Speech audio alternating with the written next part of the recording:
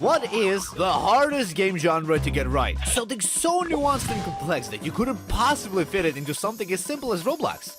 You saw the thumbnail, you know it already. It's horror, obviously. Horror is one of the oldest genres on Roblox, and yet throughout its literal 20-year lifespan, there haven't been that many good horror games. Of course, that is up to your interpretation. Good horror may mean just jump scares all around to someone, or something that doesn't let them sleep at night, which is what I'm gonna be talking about. You might be wondering, what good horror games are there? What makes them stand out from the rest? And of course, why is good horror so hard to execute? To see why, let's talk about the 4 elements of good horror, and let's start with the first kind of it.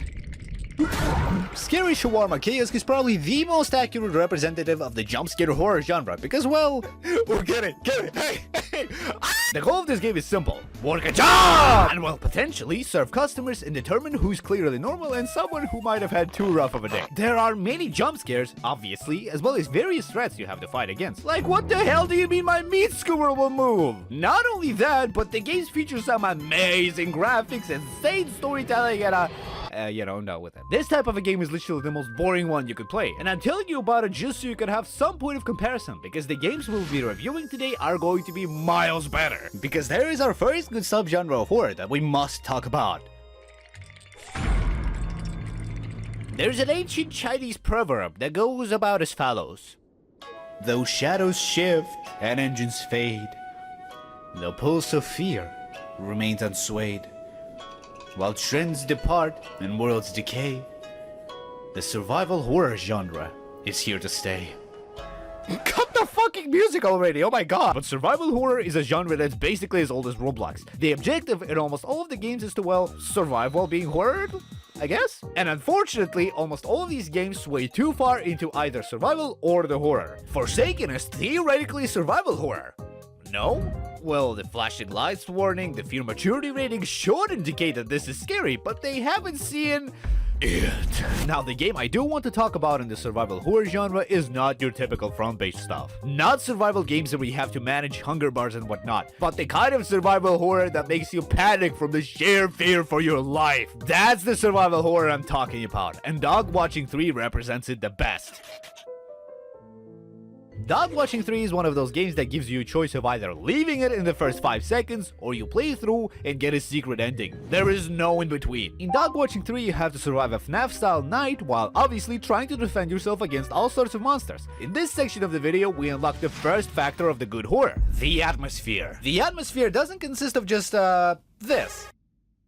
But rather, darkness is just one of the many elements of the good horror atmosphere. Quality is another one of those, because just look at the amount of detail in this game. Especially for some reason in the rooms you never catch me going in, because at least personally, I was stuck in the office trying not to die of a heart attack. Dog Watching 3 consists of FNAF 3 gameplay. Check cameras, use lures to lure away the main physical threat, salvage, away from your office, and shine your light on many other monstrosities that want to bite out of you. Now, the reason why this game is unlike FNAF 3, or god forbid any other cheap FNAF game on Roblox, is exactly its atmosphere.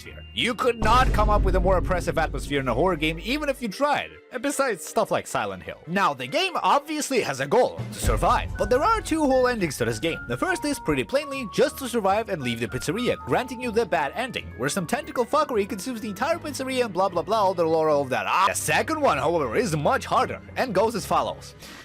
Click on a page, play a minigame, go to the right, open some flip-side fucking dimension, find out the secret sequence, trap salvage in room R8, close the doors, complete Freddy's minigame, hit 999 score, watch a cutscene, survive until 2:30 AM, go to camera 3, find cupcakes, play a minigame until a red customer appears and pin him all. Oh my god! You get the point. Quite hard of an ending, yet it's the most rich one in terms of lore, and of course satisfaction when you complete it. Dog Watching is an amazing series of horror games, and most importantly, very spooky, but it's quite not it yet. Once you get accustomed to most threats, you'll be on your feet, but not terrified for your life, and the game only has one night, with an exclusion of a custom night. Survival here is not the focus, but so more the situation it helps to create, which contributes to atmosphere. But what else do you need for good horror? Well, the next couple of games will show it to us. And you can actually suggest some of the games in my Discord server, I'm just saying. Now, Switch horror is a genre where... Did I scare you? I bet I did, because that's what it is. You expect a normal game where unexpectedly the game turns into outright horror. It is a dying genre nowadays, because in most games you find out through YouTubers and they just spoiler that it's a horror game. However, when you know it's a horror game but don't know all of the details, it hits way too hard. Like, you've already gone very deep into this game, so you sure as hell can't leave now, and it's like, interesting, so why not? Now, the games I'll talk about specifically are Sonic Saves Robloxia, Curious Island, and Tourism. Oh my god. Turis Ascensionem. Sonic Saves Robloxia is the most popular example, where you play as Sonic and you save Robloxia. Holy shit, really? At some point, however, the game throws a secret pathway to you, basically an equivalent of a free candy truck when you were a kid. In the end, you get sent down into the stronghold. Had you been playing this game by yourself, with no knowledge of this happening, you'd probably huddle up in a corner and cry, because what follows afterwards is basically survival horror. And it's bad.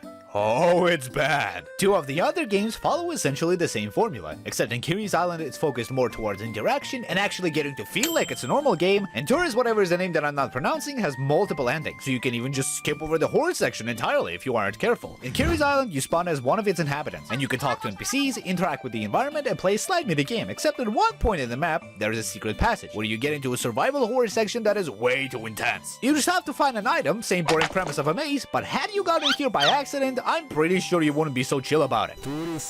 Is largely similar, except it follows some kind of a convoluted lore that I will not dive into, as well as having multiple endings. The first one is of course to ascend this giant tower. Pretty easy to do, and the game just kicks you out, but if you join a second time, you may notice this particular door, and once you find out a way to unlock it, I can only wish you good luck, buddy. Because this section took me an actual hour to clear from how scared I was. The horror effect of these games was truly insane, because I played this purely by seeing videos about it that didn't spoil how the monsters look like or what I would even see. The mystery is another aspect of a good horror that we have unlocked, in addition to atmosphere. But what is the third feature of a good horror? In my most humble opinion, it's something that wasn't yet imagined, or some scary monster you have never seen before. And no other subgenre of horror does it better than niche horror. Niche horror games are possibly some of the most interesting games you could ever play, purely because the imagination of the developer is unbridled here, and they can make anything from a lighthearted story to, oh fuck. All Over Me is a collection of 5 unrelated horror stories, so you can't expect any cohesion, but that doesn't make some of the segments any less bad to imagine. Theoretically, All Over Me is related to our next genre of games, but it's a unique thing in itself, as well as many more similar games. All Over Me focuses on 5 stories, each featuring a small horror segment in one way or another. The scariest stuff comes towards the end of the game, but every segment here is a unique idea that you could rarely see previously. From text-based stories to showing literal, the thing, it's quite scary how random this game is. All Over Me is not the best game in niche horror genre by any means, but it perfectly illustrates the third feature of good horror, unpredictability, or as you may call it, creativity. It is hella boring to see the formula of monster chases you in a maze while you fight a key, oh my god, it's so scary! I do admit that games in our Switch horror category are mostly that, but at the very least they all require exploration and have mostly supplemental storylines to go along with them, which is what makes the experience so good. However, there is this final piece of the puzzle that makes a good horror, and you'll figure it out by the end. Bad Things is one of the more fleshed out psychological horror games you can find on Roblox nowadays. And I'm saying more fleshed out because there are way too many cheap ones that are basically, oh my god, I'm so lonely and everyone hates me! Oh!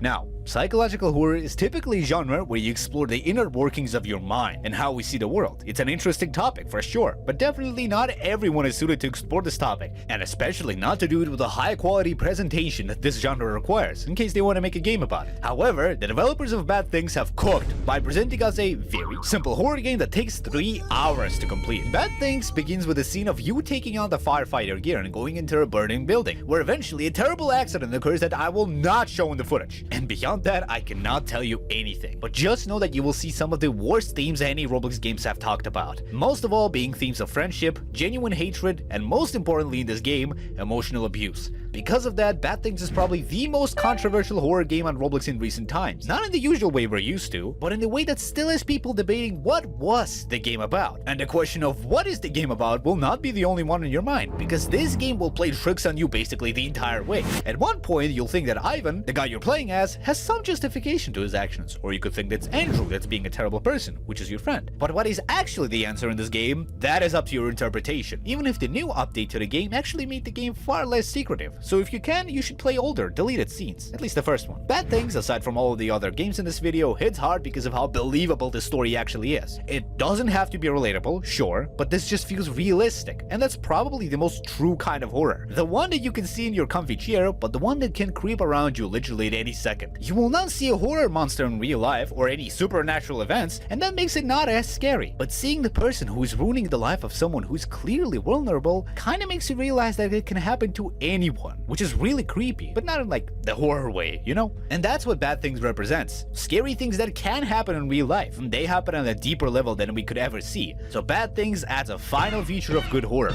realism. However, those are not all of the traits, but in my opinion, some of the most important ones. Good horror in the context of this video implies something that will make you deeply think about any topic while you sweat profusely because of how tough it can be to stomach some themes. Roblox is not the most horror-friendly game by all means, but what the developers in this video and of many other games have done to convey their important messages was truly amazing to see. Bad Things developers have gone above and beyond to deliver, essentially, the most down-to-earth kind of horror you can have in your life. Your horror can consist of jump scares, chases, and all of that good stuff, but for me, any of those couldn't matter less. But actually deep, disturbing topics being depicted in all of their colors, that's probably the best thing I could see on this platform in terms of horror. The impression all of these games left on me was truly astounding. So thank you for watching, subscribe and join my Discord server.